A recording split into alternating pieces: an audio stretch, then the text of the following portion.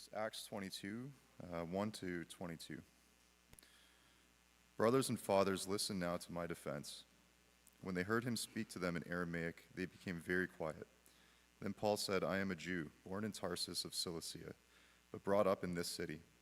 I studied under Gamaliel and was thoroughly trained in the law of our ancestors, and was just as zealous for God as any of you are today.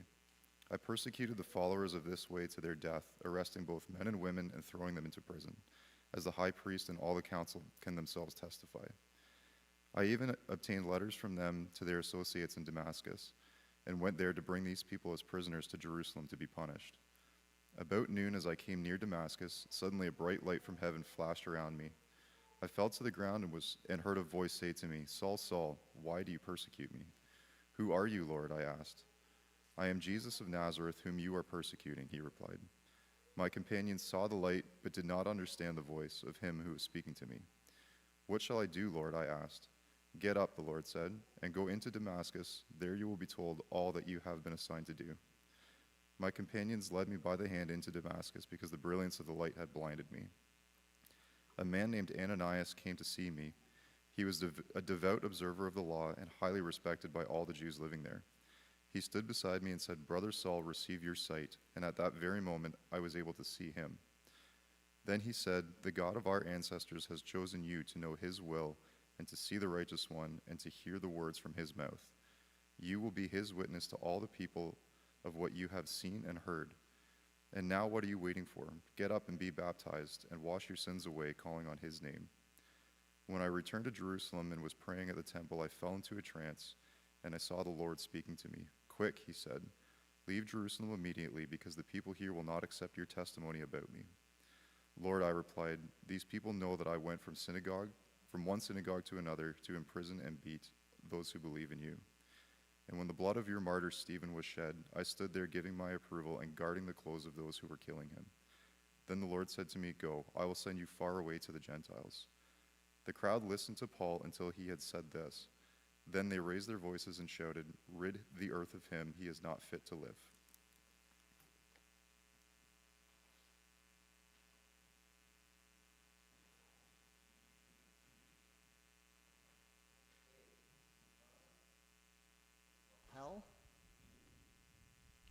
Oh, there it is. Very good. Okay.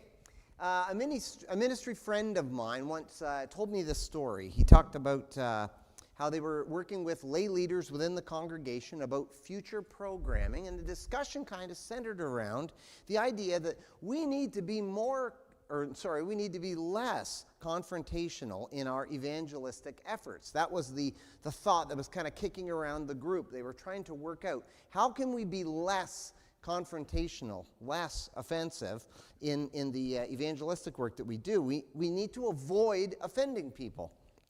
You catch more flies with honey than with vinegar, after all. That was the analogy that they were using. And this mindset framed a lot of the efforts of this particular church and the way in which they reached out to the neighborhood and to the community around them. In all that they did, they were careful not to offend. That was the high value. And they followed that perhaps to a fault. At their version of VBS, it led to this conclusion that you need to, and I'm quoting, let the big JC be your best friend.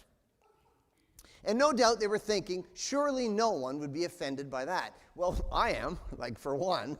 That's one off. Anyway, the problem was that whatever they did, this or whatever they did, whether or not it's inoffensive, it bears witness to a mindset, though, that's a problem. In trying to earn a hearing with their culture, in trying to earn a hearing with their community and with their neighbors, they've taken the power out of what God really offers. Their appeal of making friends with Jesus has nothing to do with the gospel. So this morning I want to talk about what's offensive. The gospel. Is the gospel offensive? And I think we first need to do a little bit of work with the idea of being offensive. I am a repeat offender. Now, this is a topic that I think I could probably share a bit on. I'm a person that offends people sometimes. And so I have had a habit of doing this, a habit of speaking and saying things I probably shouldn't say, or kind of promoting an idea that perhaps other people aren't ready for. And so what I do is I marry well. Marry somebody that's perhaps the other way and can coach me in ways to communicate myself without offending people. So I have some experience in this. The other thing I want to do this morning before we get started is to redefine offensive. Because I think even in the past 10 years, our understanding of that word's kind of shifted a bit, and it's got to a place where I don't think it's helpful, and it's perhaps misleading with what we're talking about here. I'm not talking about like, hurting snowflakes' feelings, or like saying something that says, oh, gee, that offends me, or that offends, I find that offensive. I'm not talking about that. I'm not talking about people being too tender-hearted or not being able to hear things. I'm talking about something that is offensive, as in it challenges the way you see the world. It challenges what you think you can do and can't do. It challenges the way you think the world works. And so my example of that is if you've taught junior high age or even high school, and you've had to tell somebody that they smell bad, that's offensive.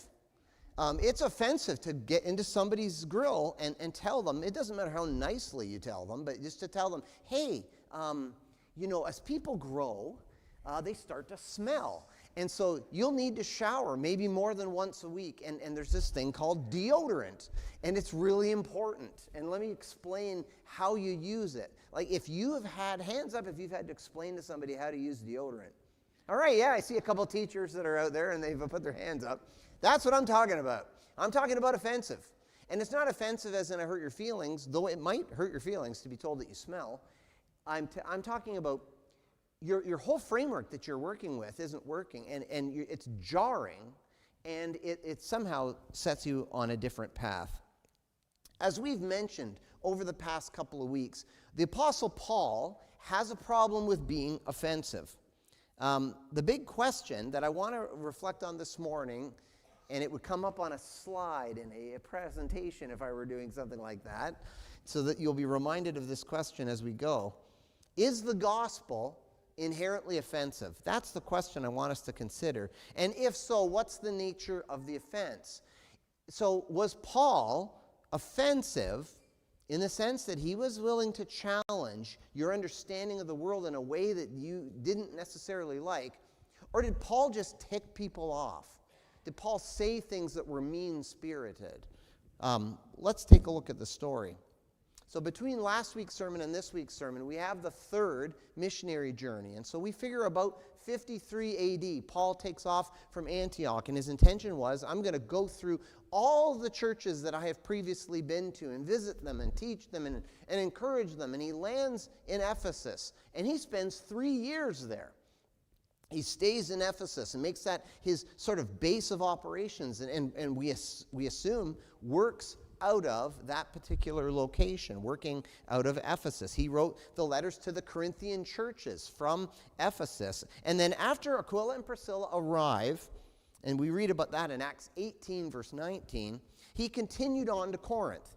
And then he spent a few months in Corinth, and he likely from there wrote the book of Romans. And then, rather than continuing on to Rome, Paul makes an interesting decision. He turns around and he starts heading back to Jerusalem, despite the fact that all of his friends and all of his ministry colleagues were telling him, don't go. Don't go back to Jerusalem.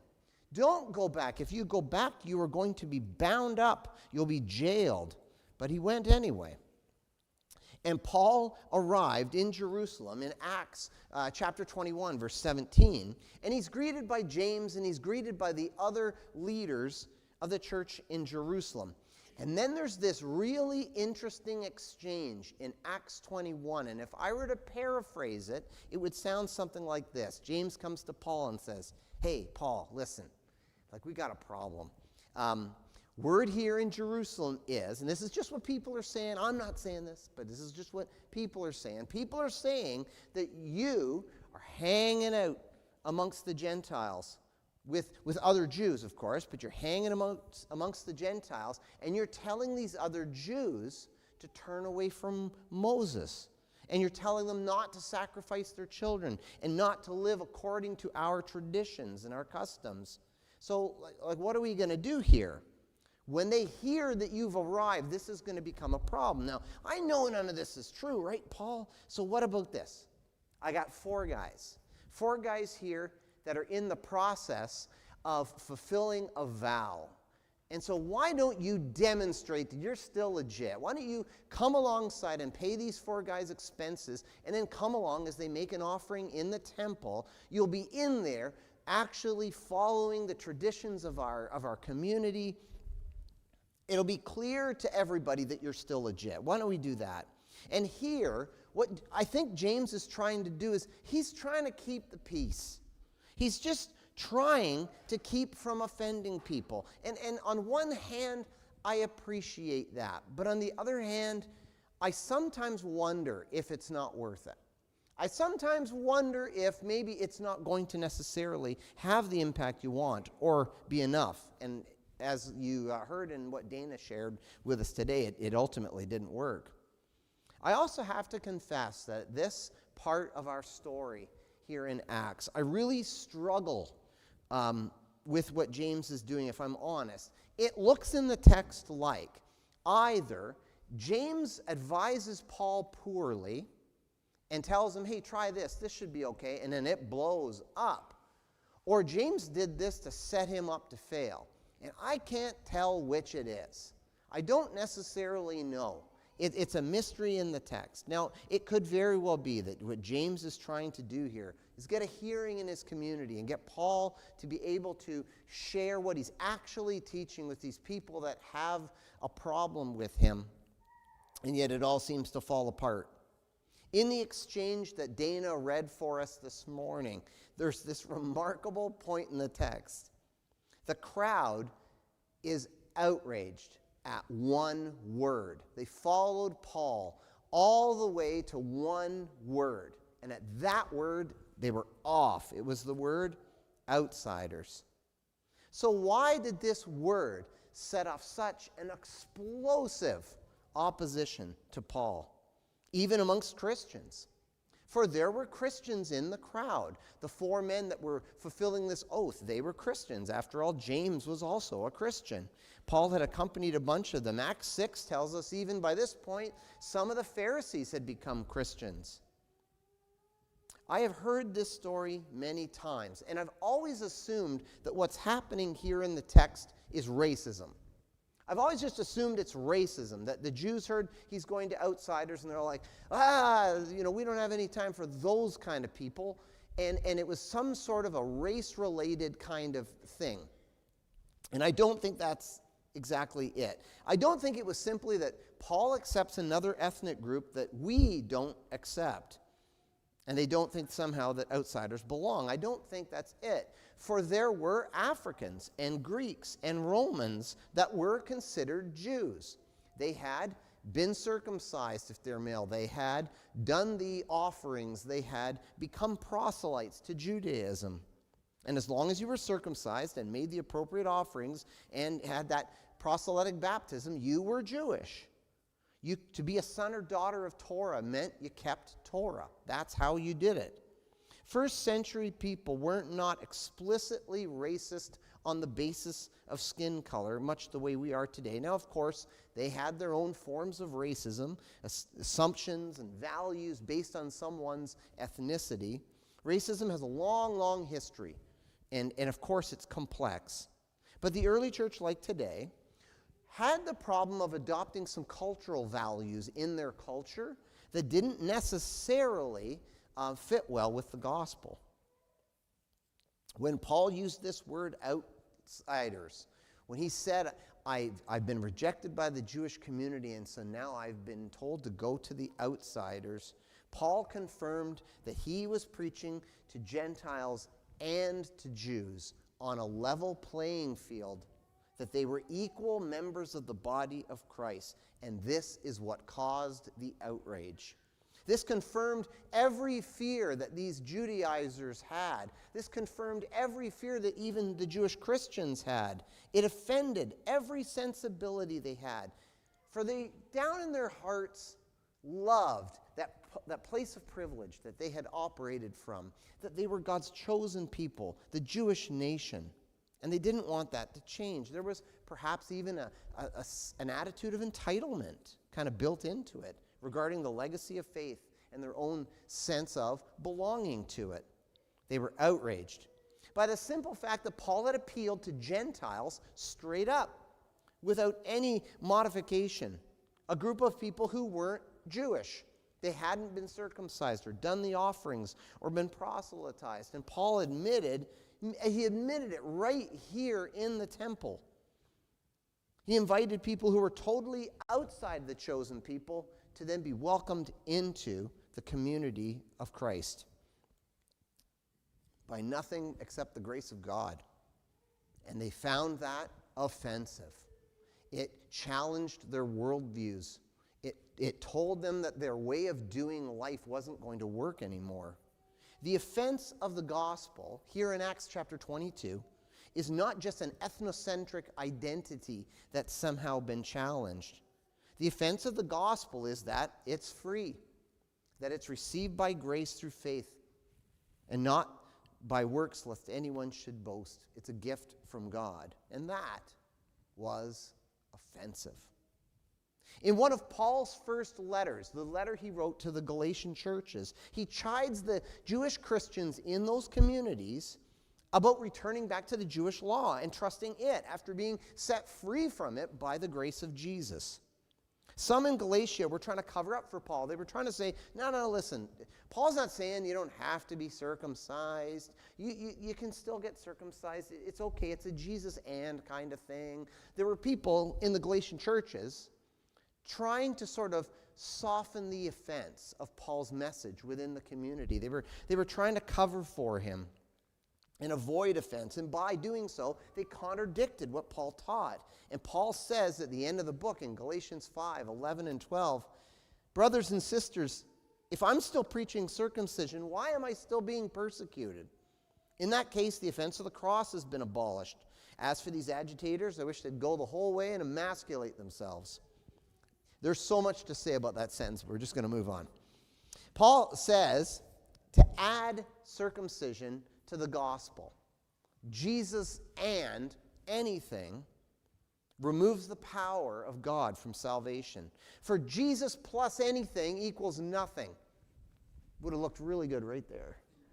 Jesus plus anything equals nothing. The offensive arithmetic of the gospel is that Jesus plus nothing is everything. Jesus plus nothing is everything. Both Jews and Gentiles, in their own way, were offended by the gospel. Paul writes a letter later to the church in Corinth, a church full of Jews and Gentiles, both and at the same time. And in it, he starts the letter by saying, we preach Christ crucified, which is a stumbling block to the Jews, and it's folly to the Gentiles. But to those who are being saved, both Jews and Greeks, Jesus Christ is the power of God, and he is the wisdom of God. For the foolishness of God is greater than man's wisdom, and the weakness of God is greater than man's strength. 1 Corinthians 1, 23 to 25. The truth is, the gospel is offensive. But we need to be careful about what part of the gospel it is that we find offensive. The gospel tells us that our works are never going to get us anywhere. Our works are never going to be good enough. That our restored fellowship that we enjoy with God does not come from cleaning ourselves up and getting ourselves ready to somehow receive this gift. God loved first. God gave first. And I have a stubborn habit of trying to subtly earn my own standing before God. I hear it in just subtle ways in conversations among us, whenever we are in the midst of a crisis and I hear somebody say, I've been serving God faithfully all these many years, and then this happens, whatever that is. This thing happens. And so if this is how God treats his servants, then what do I need God for? And somehow buried inside of there, without realizing it, we've taken on this notion that I follow God as an exchange of goods and services. I do my thing, God does his thing. I follow the rules and I keep things straight and I attend church and I do all the things I'm supposed to do. And then on the other side of this, God is supposed to do all the things that God is supposed to do. Without meaning to, we've created this works-based implied exchange of services. Or I've had other conversations with people in crisis, or maybe people when they're considering the end of life, or they're considering funerals or something like that, and they've said, well, I'm just worried that I haven't done enough. And the offensive part of me was like, well, it's true, you haven't. Like, you haven't even come close. Like, we haven't done enough. You're right. That's the whole gospel, is that you can't do enough. The gospel tells us that our religion is not enough. Our fellowship's worship practices, as good as they are, and as much as I love them, they're not enough. God told the Jews that their Judaism was not going to be enough to save them unless they accepted Jesus Christ as the Messiah and as the Lord of everything in their life. He also told the Gentiles, your gods and your idols aren't enough. They're idolatrous and empty. Roman emperors are only selfish men. They are not gods themselves. Religion will never save. Only Jesus saves. The gospel is offensive. Now, we need to be careful when we receive the gospel that we don't flip the polarity. We don't switch it and say that, well, because I'm being offensive, well, then I must be sharing the gospel. You know, because I'm being persecuted for my faith, well, then it must mean I'm being very faithful to our gospel, because that's not true either. Just because you're being persecuted at work regarding your faith doesn't mean necessarily that you're sharing your faith. You might just be a jerk. It's a live option. Just because you carry signs or pictures of aborted babies does not mean that you are standing up for truth. Just because you're upsetting people doesn't mean that you're sharing the gospel. We need to be very careful about what we do to be offensive. Is it the gospel that's offending people, or is it just us? Is it my ego? Or is it my pride? Or is it the way I appear to others? The gospel is an inside-out project, and that's part of what makes it so hard to get your hands on, is because it works from the inside out. It starts out of this place in your heart where you feel an affection for God that cannot be explained. And that affection for God just overflows in your life with joy and then results in all kinds of things. It makes you want different things than you used to want. It makes you not want things that you used to want. It makes you willing to suffer grievous loss in order to be closer to God. Worship practices, compliance, and behaviors all come from this love. But it doesn't work the other way. The worship practices, the compliance, and the behaviors don't change your heart. They don't somehow fill or even feed that desire, that affection that we have in our hearts. It doesn't work the other way. The gospel is an inside-out project with genuine and sincere love for God that overflows into joy and submission to the rule of Jesus Christ in our life. We don't earn love through practices. The love is not the outcome of those practices. We love and we obey. And we obey in things that we would never be able to obey if there wasn't love. This, too, is the offense of the gospel. And we overcome the offense through our surrender to the beauty of Jesus Christ.